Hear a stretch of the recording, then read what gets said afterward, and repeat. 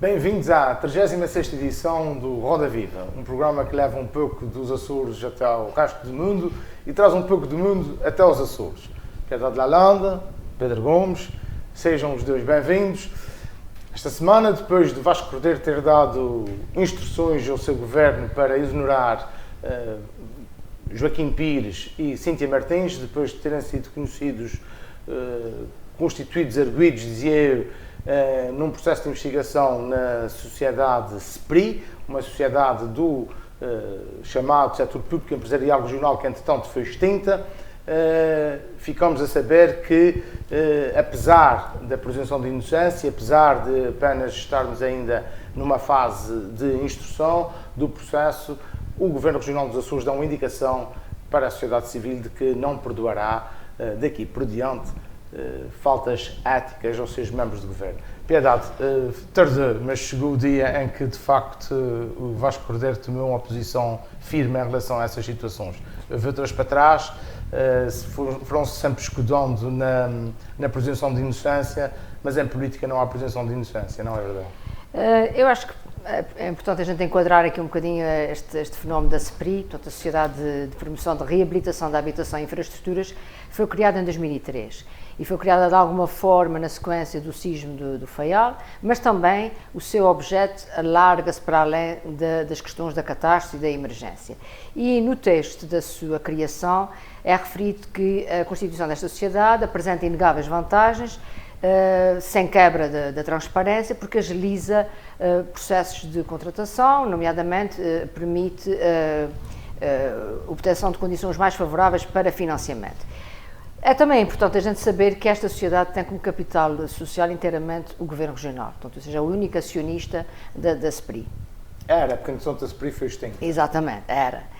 E nos seus estatutos, que também já estão extintos, está previsto um Conselho de Administração, mas também um fiscal único que supostamente deveria fiscalizar toda a... Como em todas as empresas. Como em todas as empresas. Porque isto é, no fundo, uma chapa 1, chapa 5, né, como se costuma dizer, portanto é um esquema básico, mas que revela que esta sociedade tinha os órgãos necessários para fiscalizar a sua atuação. Como disseste bem, 2018 a 20 de dezembro, esta sociedade é extinta, mas a decisão da sua extinção data de 20 de junho de 2018, ou seja, num Conselho de Governo em que um conjunto de empresas da região foram reestruturadas ou extintas. Em que foi anunciada a famosa reforma do SPER, do Setor Público e a justificação foi que já não havia ganhos de eficiência, portanto não havia vantagens em que essa sociedade existisse, então nomeadamente também já não tinha investimento na área das infraestruturas e, portanto, a área da habitação seria transferida para o Departamento do Governo com responsabilidades na área da habitação. Também é dito nesse diploma que extingue a SPRI que o património ativo é transferido, portanto, para a região autónoma dos Açores, através do Departamento com competência em matéria de orçamento e tesouro. E a área, portanto, o ativo propriamente dito, ou seja, o montante da dívida financeira, também passa para a região e a gestão do património fica da responsabilidade do Departamento na área da habitação. E eu estou fazendo este enquadramento para levantar as seguintes dúvidas, de alguma forma, neste processo. O facto de se ter extinto, ou ter decidido extinguir a SPRI a 20 de junho, é um pouco estranho porque a 20 de setembro esta senhora que fazia parte dos órgãos da SPRI é nomeada Diretora Regional do Turismo, pelo menos é isso que consta, foi em setembro de 2018. E depois disso foi Joaquim Pires também. Exatamente, exatamente. Este é um aspecto. Por outro lado, nesse processo de transferência que data já do final do ano, certamente que a região, ao incorporar no Departamento do Tesouro todos os ativos, todos os arquivos até, todos os livros e documentos da SPRI, poderá ter detectado ou deveria ter detectado alguma situação menos clara. E, portanto, esta sequência de dados, partindo do pressuposto que o Governo Regional é o único acionista, portanto, a questão que se coloca aqui é como é que não foi detectado, até pela Judiciária, fazer buscas na sede da SPRI, como é que não foram detectadas essas irregularidades, porque estamos a falar de pessoas que estavam realmente ao serviço de uma sociedade, mas esta sociedade era parte integrante da própria organização do governo. E, portanto, nós sabemos, e disseste no princípio, que até julgadas, as pessoas são... Exatamente, as pessoas são inocentes ou têm esta expressão do arguido tem direito à presunção da sua inocência, mas eu penso que muitas vezes nós usamos esta expressão e logo a seguir indicamos nomes concretos de pessoas que estão nesses tais processos de inquérito. E essas pessoas, quer queiramos, quer não, ficam com a sua vida de alguma forma prejudicada só pelo fato de terem vindo para a praça pública. E no caso em concreto aqui da SPRI, estamos a falar de funcionários, no fundo, de uma empresa pública que faz parte de uma realidade bem mais vasta. E eu acho que é importante também termos algum cuidado, no sentido de que muitos destes casos as pessoas executam procedimentos, mas não foram elas que montaram o esquema dos procedimentos, ou não foram elas muitas vezes que arquitetaram o funcionamento destas mesmas organizações. E eu acho que é importante nós termos este cuidado de não usarmos só essa expressão e depois logo a seguir nomearmos as pessoas e essas pessoas depois poderão, como a própria Justiça o diz, podem ser inocentes e podem ser inocentadas dos atos que praticaram, e penso que esta situação é mais uma situação em que há muito mais para esclarecer do que propriamente apenas aquilo que veio em relação à SPRI. Pedro Gomes, como jurista, como advogado, ilustre causídico da nossa praça, o princípio é básico do direito e é sagrado. Né? É o mais sagrado, eu diria eu mesmo, e aí já é uma opinião minha pessoal, é o mais sagrado princípio do direito, mas isto não quer dizer que os políticos devam exercer cargos públicos estando sob suspeita, bem pelo contrário. Sim, essa é uma questão central. Enquanto cidadãos, num Estado de Direito Democrático, o princípio da presunção de inocência é basilar do direito processual penal.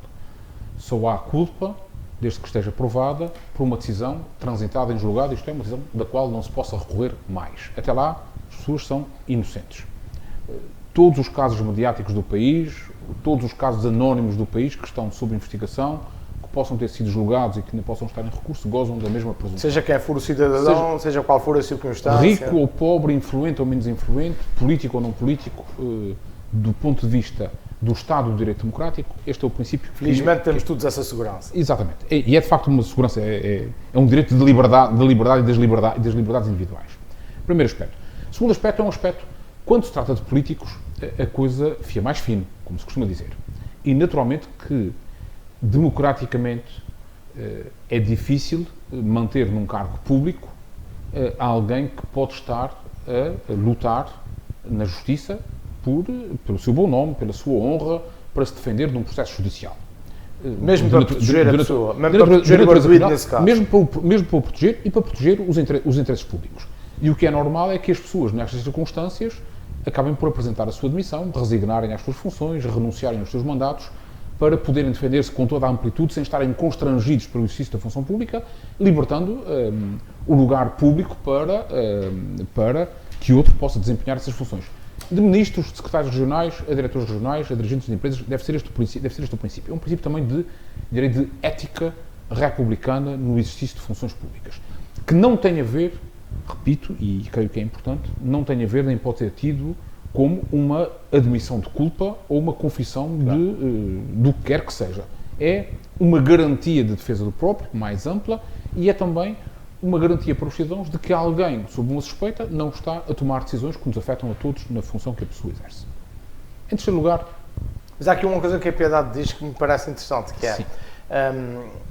muitas vezes essas pessoas estão executando políticas que vêm emanadas mais de cima. Eu já lá ia, porque isto tem a ver com a gênese da SPRI. A Piedade retratou com precisão o processo de nascimento, crescimento e morte da SPRI.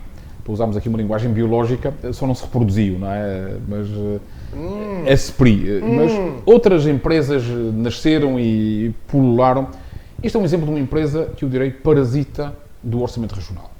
É uma empresa instrumental que foi criada com o objetivo de poder permitir ao Governo Regional agilizar procedimentos de contratação pública num determinado momento histórico.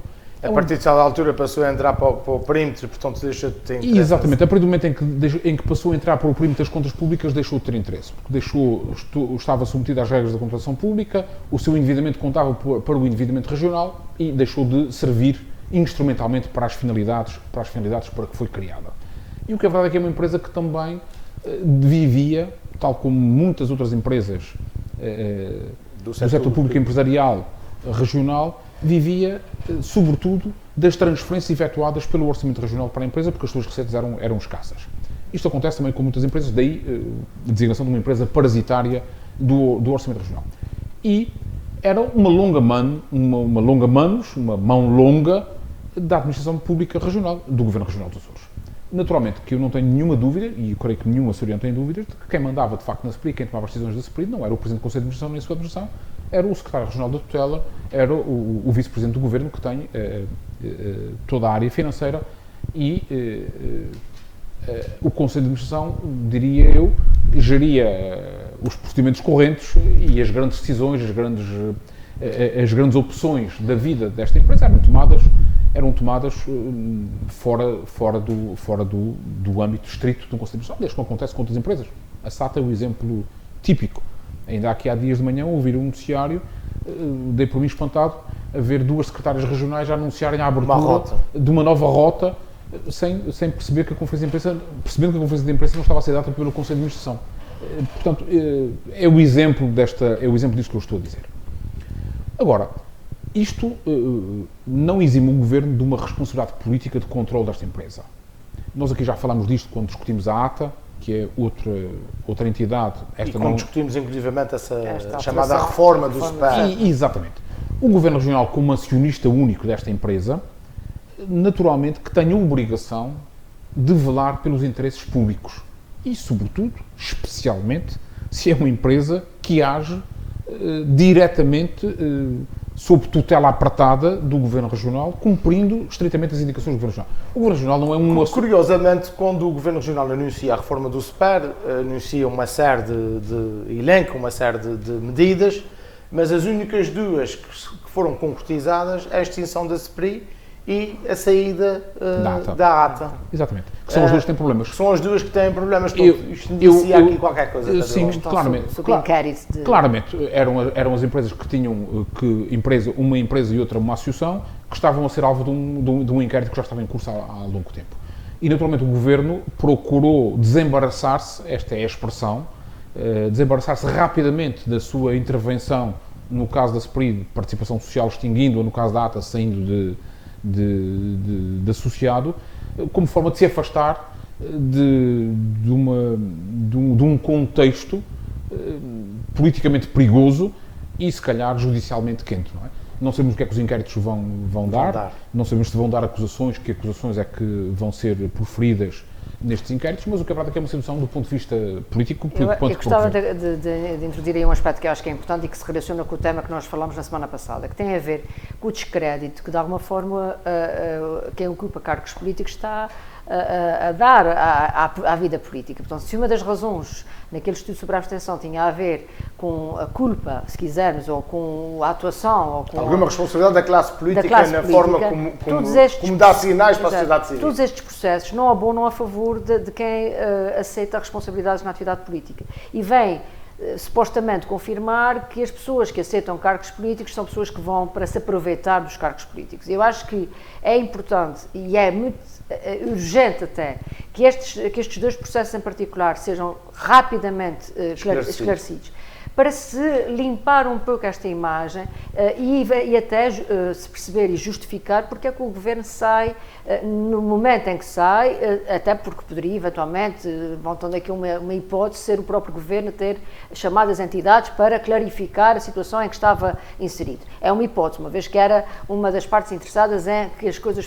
Consta que sim, consta que foi o Sr. Presidente do Governo que entregou alguns desses documentos, inclusivamente ao Ministério Público. Porque eu acho que é importante que isso fique claro e que se limpe um pouco a imagem de quem ocupa cargos por convite político ou por nomeação política, porque senão vamos reforçar junto do eleitorado, junto da população em geral, que esta é uma atividade que não é para servir, mas para se servir. Piedade, isso é verdade de facto, mas é preciso também dizer que o Governo Regional... Vai ser cada vez mais difícil conseguir pessoas sérias, disponíveis para ocupar lugares públicos.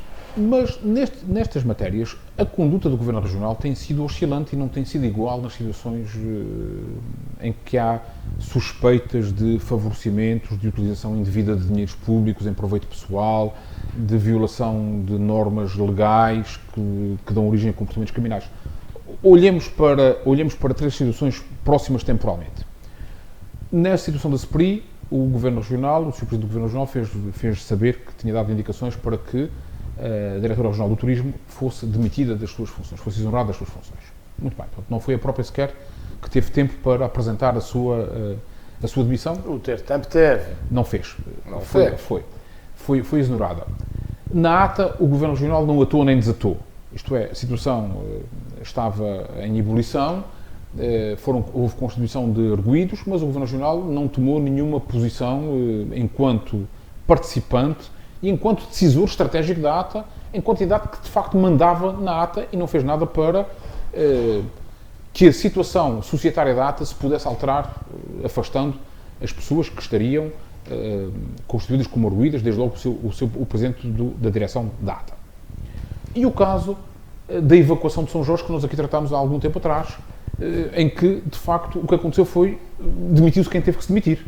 O Governo Regional não exonerou ninguém, nem tomou indicação, nem tornou pública a indicação de que os responsáveis envolvidos naquele processo deveriam ser destituídos das funções, deveriam ser demitidos. Portanto, 3 comportamentos bem diferentes, aliás, 2 iguais, o caso da ATA e o caso dos responsáveis da situação da evacuação de São Jorge, envolvendo o Hospital do Santo Espírito de Angra do Heroísmo e a Unidade de Evacuação Aérea, e o caso da SPRI. Eu diria que o Governo Regional percebeu que agiu erradamente nos outros casos. E tenta agora lavar a cara, com uma exoneração da Diretora Regional e a exoneração de um adjunto do Secretário Regional da Cooperação Externa, para poder dizer que, de facto, sempre que há aqui questões relativas, suspeitas ou à constituição de arguidos, que não há condição para existirem funções públicas. Bem, é muito pouco e sabe a pouco face à conduta recente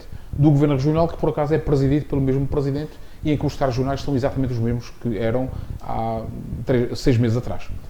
Curiosamente, não foram os membros do Governo que tutelam estas áreas que fizeram os seus colaboradores. Sim, mas isto é típico porque, aliás, na sequência do último Congresso do PS, quando se esperava uma remodelação governamental, o Sr. Presidente do Governo também fez saber que tinha feito uma remodelação de diretores regionais.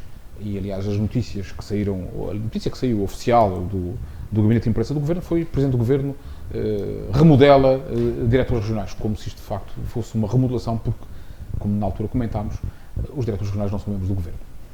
Muito bem. Quem está preocupado com a sua reeleição, a sua recandidatura, é Marcelo Rebelo de Sousa, que esta semana fez um aviso. Ele é a última reserva moral da direita portuguesa que se encontra numa espécie de crise. Piedade. Marcelo prometeu aos netos que não faria um segundo mandato. Marcelo, comentador, perde um bocadinho as estribeiras e já não é a primeira vez que diz que já não é a primeira vez que ele dá se prepara para o segundo mandato. Não é? Mas ao que parece, no dia 30 de maio, numa sessão que houve na Fundação Luso-Americana, ele terá antecipado, sobretudo, uma crise na direita, terá dito que há uma forte possibilidade de haver uma crise na direita portuguesa nos próximos anos, declaração que fez em inglês, mas que provocou logo uma onda de críticas. Ele se calhar fez em inglês, porque julgou que a gente não sabia tudo em inglês. Eventualmente.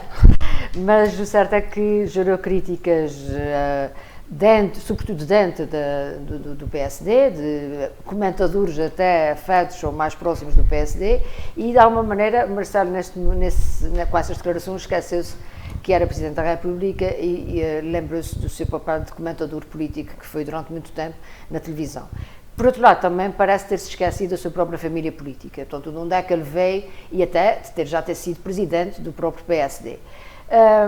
Como disseste, ele deu a entender que ele é o fiel da balança e, portanto, caso venha a acontecer a direita ficar mais fraca nas próximas eleições nacionais, ele estará ali para defender, para ser o equilíbrio das forças políticas. Mas, ao mesmo tempo, ao dizer... Também é, no mínimo, inusitado, porque não é esse o papel do Presidente da República, exatamente, não é essa de esquerda nem de direita. Sobretudo não é o papel do Presidente da República antecipar um mau pronúncio, né, um mau futuro para os partidos mais à direita, que tiveram realmente um mau resultado nas eleições europeias, mas esquecem-se também um aspecto importante, que os eleitores normalmente sabem discernir muito bem os vários atos eleitorais e têm muitas vezes comportamentos diferenciados para cada um dos atos eleitorais. E, portanto, mesmo que as sondagens possam dizer que o PSD não vai ter uma grande votação em outubro de 2019, não significa isso que a realidade seja como está prevista, porque poderá até haver no CDS e em vários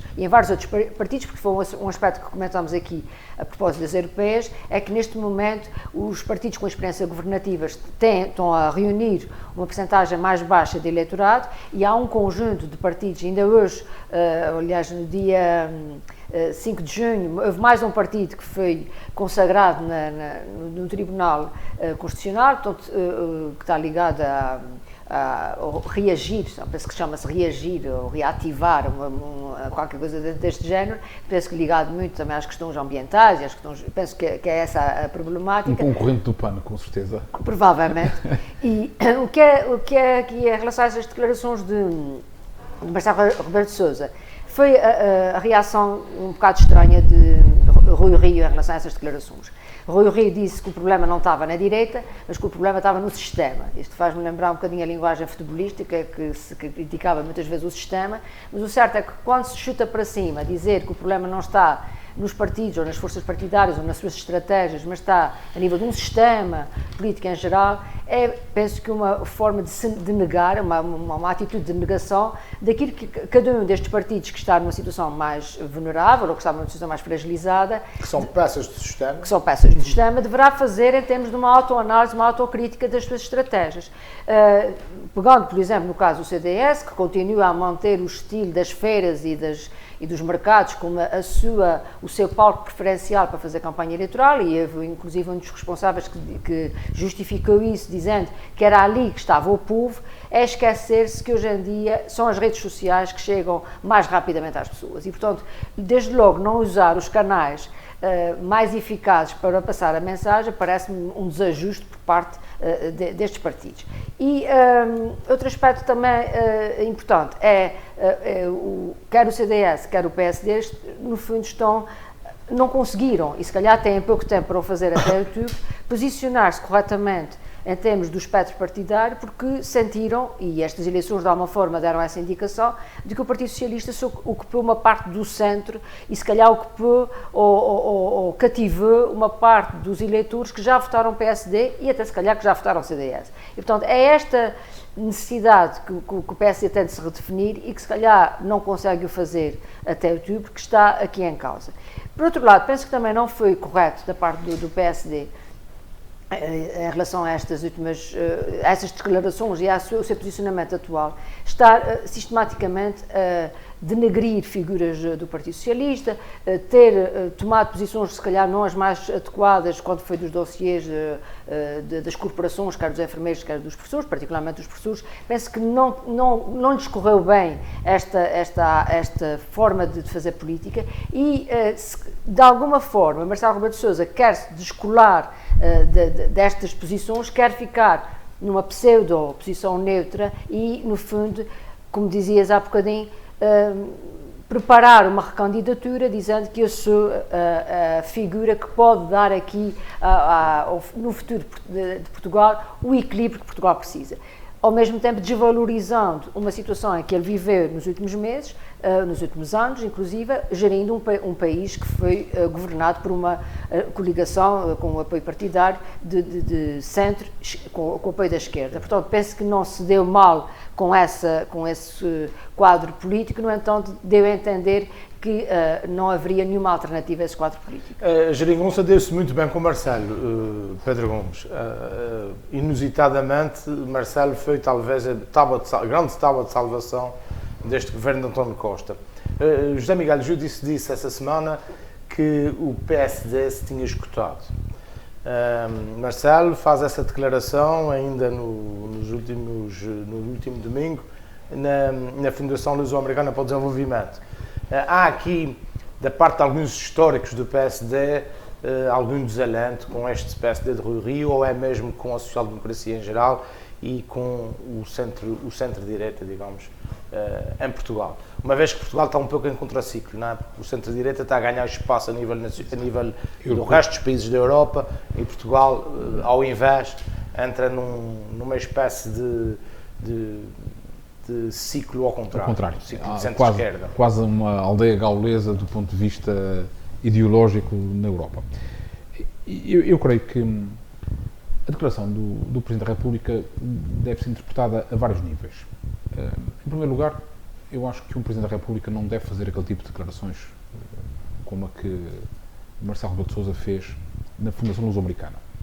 Sobretudo, eu acho que, do ponto de vista institucional, nem o professor Marcelo Rebelo de Sousa precisa de fazer aquela declaração para se credibilizar, nem a instituição Presidente da República necessita que o ocupante do lugar faça uma declaração daquelas que é, no fundo, quase a declaração do analista político e não do Presidente da República, reserva última do Estado e garante do regular funcionamento das instituições democráticas, como diz a Constituição.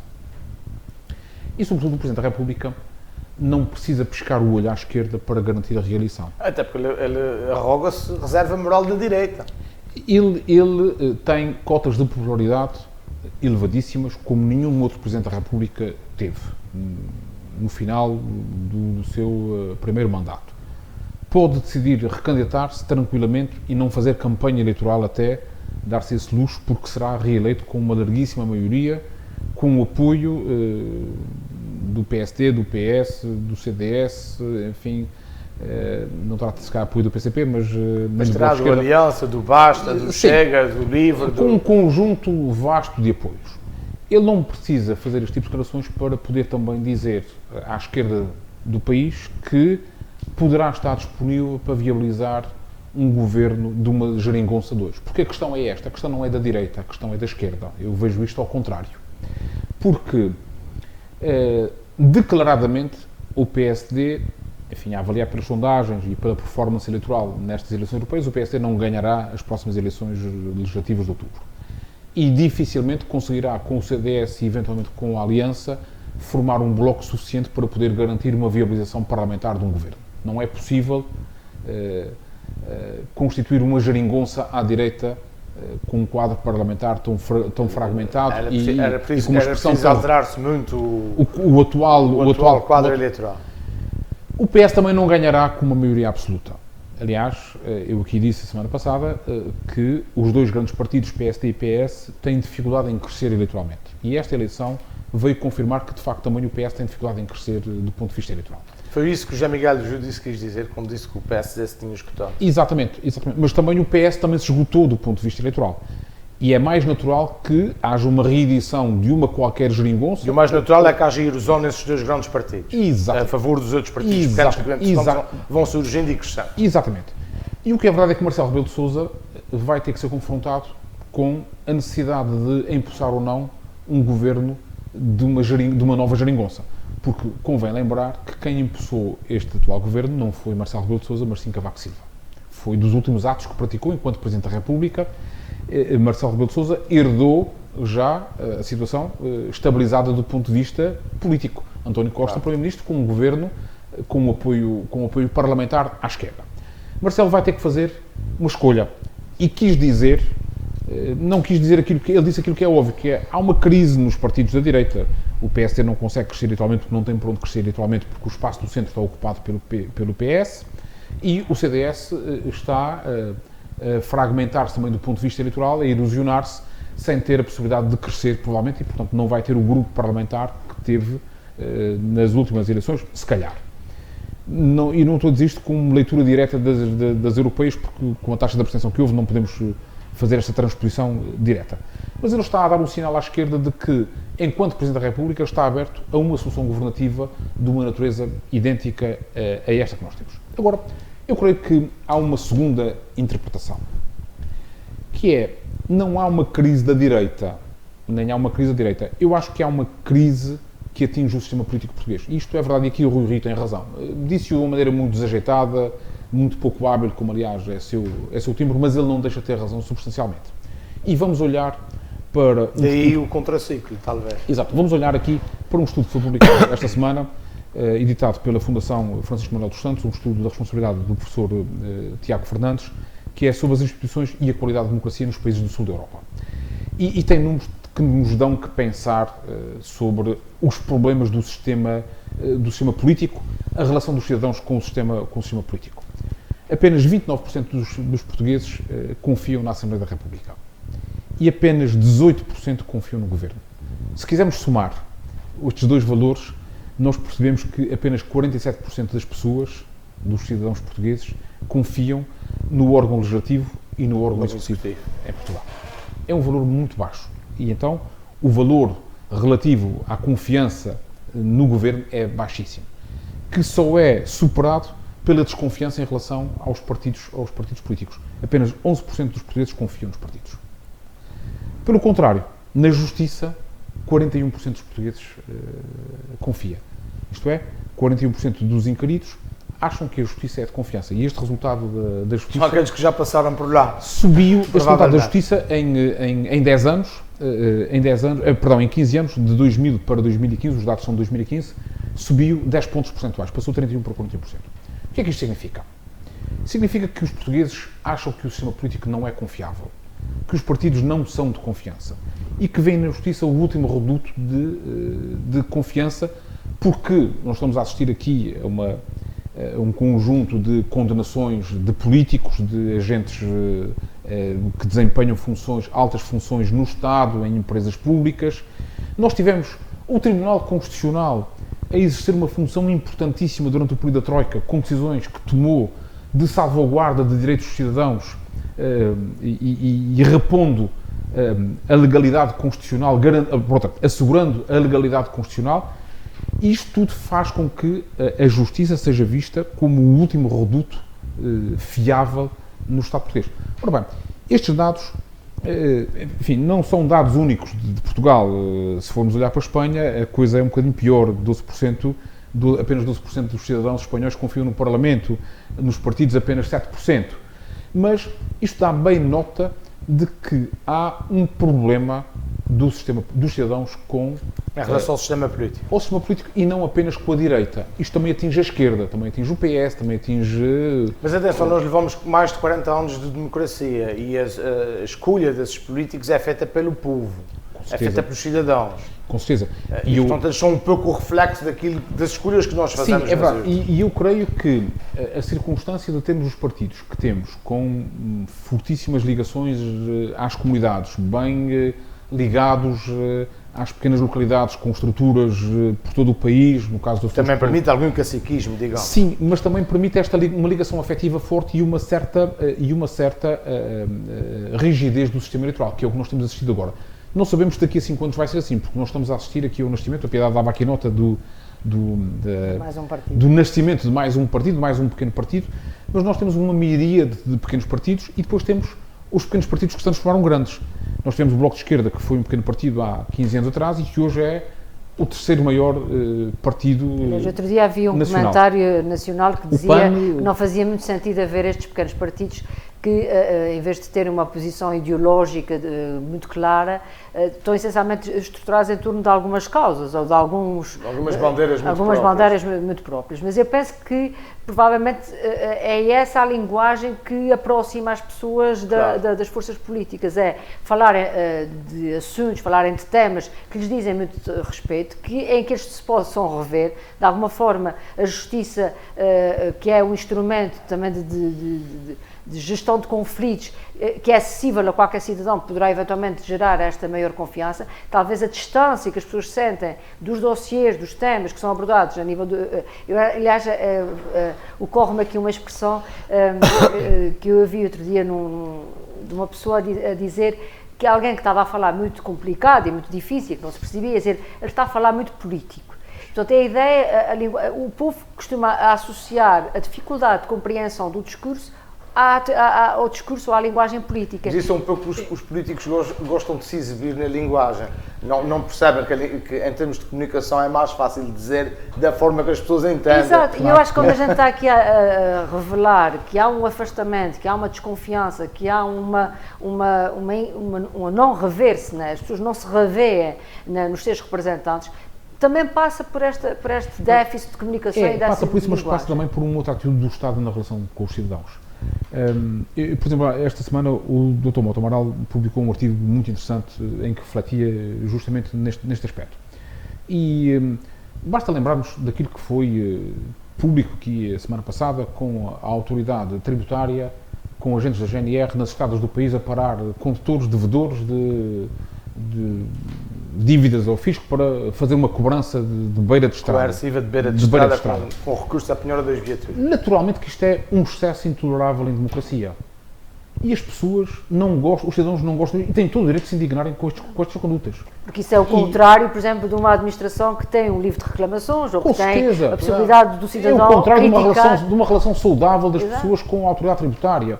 Ou as pessoas que têm as suas casas de família, de morada de família, penhoradas, tinham as suas casas penhoradas por dívidas menores de 100 e poucos euros e que se aliás, no risco. Isto no país que ofereceu aos banqueiros 24 mil milhões de euros. Certo, eu ia dizer isso num país que... como a que recentemente nós ouvimos discursar na Assembleia, como João Berardi, que tem supostamente uma das figuras mas também tida por uma das mais ricas do país e que depois termina a dizer que não tem nada e que só tem uma garagem no Funchal. E alguém que tem obviamente dívidas, alguém que deve ao fisco, alguém que tenha dificuldades na sua vida cotidiana, que tem dificuldades em gerir os créditos que tem no banco, sente-se ofendido, né, perante uma figura pública que está tranquilo e está bem com a vida. Portanto, este contraste é muito grande. Sem esquecermos que grande parte dessa gente que está a passar dificuldades está a passá-las porque o Estado gastou o que não devia, esgotou o crédito que não devia, claro. E, portanto, essas pessoas deixaram de ter emprego e deixaram de ter acesso naturalmente que a crise do euro, a crise da Troika em Portugal, naturalmente que isto tem uma correlação direta depois também com a percepção que se tem da atuação do Estado. Quando a pobreza aumenta, quando o desemprego sobe, quando as desigualdades sociais se acentuam, quando o índice de Gini aumentou. Não é o caso em Portugal neste momento. Sim. Sucesso destes indicadores. Sim, mas estes dados que eu referi são dados de 2015, portanto, são dados do tempo da Troika. E, portanto, nós temos que os ler também no seu contexto. Estão agora publicados, mas o trabalho de campo é assim mesmo, não é? Mas atenção, os tempos da Troika que não são da Troika. Não. Porque a responsabilidade não é da Troika, de quem governa Portugal antes da Troika tem que vir resolver o nosso problema. Claro, e durante a Troika, o governo do PSD e do CDS teve que tomar um conjunto de medidas dificílimas que tiveram consequências dramáticas na vida dos portugueses, com certeza. Mas isto tudo faz com que as pessoas acentuem a sua desconfiança. O seu nível de desconfiança em relação aos partidos. Em relação aos políticos, ao governo, à Assembleia da República. Os partidos são instituições democráticas? Os partidos são instituições democráticas, eu não tenho dúvidas disso. Acho que há práticas, às vezes, pouco democráticas em determinados partidos. Agora, são partidos com instituições democráticas, submetidos ao princípio do controle das suas decisões, a sufrágio eleitoral. Agora, podemos aqui dizer, bem, é uma democracia perfeita? Não é. Há sindicatos de voto, há caciquismo de voto? Sim, nos partidos também há isso, também acontece isso. A lei do bronze aplica-se nos partidos e às decisões dos partidos? Sim. Claro. Portanto, isto tudo contraria um princípio democrático. Agora, geneticamente, essencialmente, centralmente, os partidos são instituições democráticas, são instituições de democracia e são essenciais para o funcionamento da democracia. Agora, não podemos dizer isto exatamente do PCP e dos processos de decisão do PCP, que não são exatamente democráticos. Agora, não creio que se possa dizer que os grandes partidos, o PSD, o PS ou o CDS, não são partidos democráticos. Há aqui ou acolá práticas não democráticas, há fraudes eleitorais, há com certeza que são discutidas nos órgãos próprios dos partidos e muitas vezes vão parar à própria justiça para tomar decisão sobre condutas que violam... Digamos que os princípios são democráticos, as práticas não são. Os princípios do Estado de Direito Democrático e as normas do Estado de Direito Democrático. O presidente da maior democracia do mundo visitou chefe de Estado, a Rainha de Inglaterra, a mais antiga democracia da humanidade. Envolto em polémica, Donald Trump, não podia ser de outra forma, começou a sua visita ainda antes de aterrar, com uma guerra ao Mayor de Londres, Presidente da Câmara de Londres. Piedade, num contexto de Brexit, num contexto em que o Reino Unido está preparando uma saída da União Europeia, essa visita de Donald Trump traz indícios de uma relação nova entre o colonizado e o colono. É uma visita muito estranha, no sentido que ela acontece também a propósito do dia D, portanto, do desembarque na Normandia, mas em que Trump leva ou vai com intuitos de caráter comercial para estabelecer um acordo de comércio livre entre o Reino Unido e os Estados Unidos. Um acordo que é um pouco oportunista, porque no fundo ele aparece no momento em que o Reino Unido está com o calendário de saída para outubro da União Europeia, portanto interessa-lhe fazer este acordo nesta fase, no fundo reforçando um bocadinho a ideia de que realmente o Reino Unido vai sair da União Europeia. Por outro lado também, as datas em que esta visita acontece antecedem a saída ou o fim do mandato da Primeira-Ministra Theresa May, que o dia 7 de junho termina a sua condição de Primeira-Ministra. Logo, todas as decisões que ela possa tomar não são relevantes porque ela está numa situação de missionária, portanto não tem poderes para isso. E depois Donald Trump, com a sua atitude um pouco grosseira e pouco polida, cometeu um conjunto de negligências ou de inconveniências, vamos assim dizer, quer do ponto de vista do protocolo, quer do ponto de vista do discurso, inclusive numa declaração pública contestou a forma como a Primeira-Ministra tinha negociado com a União Europeia, dizendo que teria processado a União Europeia se fosse ela, não teria feito as coisas da mesma forma. São um tipo de comentário que revela uma verdadeira ingerência ou interferência em política interna do Reino Unido e que não é propriamente o seu papel. Por outro lado, também foi discricionário nos encontros que estabeleceu com políticos ingleses, nomeadamente não recebeu o Corbyn, mas reuniu-se com Farage, apoiou Boris Johnson como um dos candidatos, que é um dos candidatos à presidência do Partido Conservador, e ele deu todo o seu aval, dizendo que daria um ótimo primeiro-ministro no futuro.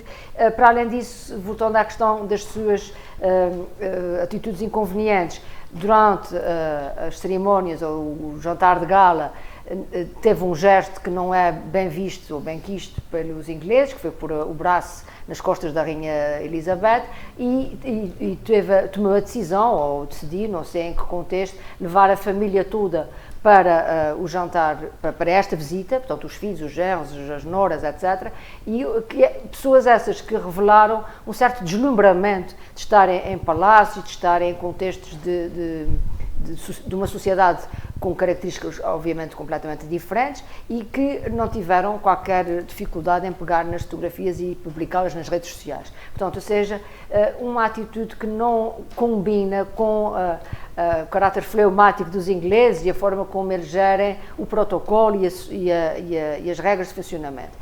É realmente estranho ele visitar o Reino Unido em vésperas do dia D, quando exatamente este dia, que se celebra 75 anos do seu acontecimento, foi dia 6 de junho de 1944, foi o dia em que se comemora o desembarque das tropas aliadas em que a América e os Estados Unidos estavam presentes. Ou seja, há aqui um contraste. E tiveram um papel relevante. Tiveram um papel relevante. Portanto, há aqui um contraste entre uma posição histórica em que os Estados Unidos vêm em favor da Europa e uma visita de um presidente que aparentemente parece querer desagregar ou contribuir para desmantelar e desagregar a União Europeia. É evidente que a decisão do Reino Unido não depende dos Estados Unidos, mas ao ter este apoio claro da parte do presidente americano, há aqui eu penso que a reação do presidente da Câmara de Londres, dizendo que ele não era bem-vindo pelos valores que ele defende, e a reação de Donald Trump via tweet,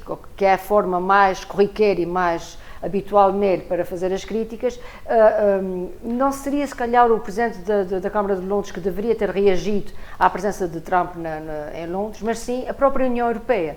Portanto, a União Europeia deveria ter reagido à forma como este Presidente dos Estados Unidos vem um pouco interferir numa realidade, num processo que está a ser negociado, e a própria Theresa May lá tentou dizer que ela continuava a preferir um acordo a sair de uma forma abrupta. Mas Trump disse, vocês não devem nada, não paguem nada, saiam da União Europeia. Portanto, numa atitude um pouco grosseira, penso eu, e pouco diplomata, mas é um pouco esta a posição. Não me admira por isso que tivessem havido manifestações à porta de Buckingham Palace de londrinos que não votaram o Brexit, né? Portanto é bom que se recorde que o Brexit não foi em Londres uma opção, foi noutras regiões do Reino Unido, e portanto eles manifestaram-se e de alguma forma também revelaram o seu desconforto com a presença do Presidente americano na... Pedro Gomes, estamos perante uma manifestação de inequívoca real política da política externa norte-americana? Claramente. Eu acho que às vezes tendemos a desvalorizar Trump porque o seu exotismo, o seu comportamento errático, os botados do discurso levam-nos depois a uma análise mais superficial. Mas não podemos... Há quem diga que há aí uma estratégia. Eu acho que não podemos deixar de reconhecer que se trata de um político arguto. E Donald Trump vem à Europa, mas não vem a Paris nem vem a Berlim. Ele vem a Londres. E acho que vem a Londres intencionalmente, obviamente. E vem a Londres porque o Reino Unido é o maior exportador europeu para os Estados Unidos. E, simultaneamente, os Estados Unidos são o maior importador europeu dos Estados Unidos da América. Há aqui um objetivo comercial claríssimo. Donald Trump diz: nós estamos dispostos a fazer um acordo especial com o Reino Unido para permitir aqui uma troca de produtos de importação e de exportação recíproca que melhore as nossas economias e que compense, não disse, mas está implícito, que compense o prejuízo da saída da União Europeia. Não sei se os ingleses vão querer muito o produto vindo da América em detrimento do produto europeu. Não sei. Depende da forma como este acordo vai ser feito e depende da forma como o Reino Unido sairá ou não da União. Há aqui um posicionamento. Sair com acordo, há aqui, claro. funciona de uma forma. Se sair sem acordo. A questão é outra. E o cenário é que pode acontecer uma saída sem acordo se Boris Johnson for o líder dos Tories e sentar no número 10 de Downing Street. Aliás, não é por acaso, justamente, que Donald Trump começa a campanha eleitoral. Começa a campanha eleitoral e ativamente faz campanha eleitoral pelo Boris Johnson, porque é o cultor da ideia do Leave de qualquer dos modos. Em terceiro lugar, quero só fazer aqui uma nota sobre a questão da NATO. Donald Trump voltou a reafirmar que os Estados Unidos põem como ponto de honra que o contributo dos orçamentos dos países da NATO para a própria instituição seja de 2%. Ele não disse mais do que já disse Bill Clinton e Barack Obama. Disse de uma forma diferente. Dilo é de uma forma diferente, mais acutilante e, sobretudo, com um tom e uma atitude política em relação à NATO que faz com que a NATO não tenha liderança política, ao contrário do que aconteceu no passado, e este é um problema estratégico para a NATO e para a Europa. Mas eu acho que hoje já não temos mais tempo e temos que voltar a falar mesmo já a ultrapassar, já tem ali uma luzinha vermelha a piscar. A sugestão de leitura esta semana está para a minha conta. Trago-vos aqui uma antologia de poesia erótica e satírica, um conjunto de obras poéticas que foi organizado por... o Pedro Gomes estaria a dizer que devia ter aqui uma bolinha vermelha, mas não precisa. Aliás, a satírica é muito mais interessante do que a erótica, podem ler à vontade. Foi um conjunto de obras dos mais variados autores, desde Camões, Garret, Cesarini, António Nobre, até outros menos conhecidos, da própria Natália Correia. É um conjunto de poesia, como eu dizia, que foi organizado por Natália Correia, um pouco para fugir à PIDE na altura, à censura, e que acabou nas mãos da censura, que ele levou à cadeia, a ela e alguns dos seus colaboradores nesta antologia esta, obra proibida, por isso, que foi agora trazida de novo aos escaparates por uma editora nacional, pela Ponto de Fuga, uma excelente sugestão de leitura para os próximos dias, para quem gosta de poesia e para quem gosta de poesia satírica e erótica principalmente. Nós, já sabe, voltamos para a semana nos canais do costume e com notícias dos Açores para o mundo e do mundo para os Açores, e até lá, haja saúde.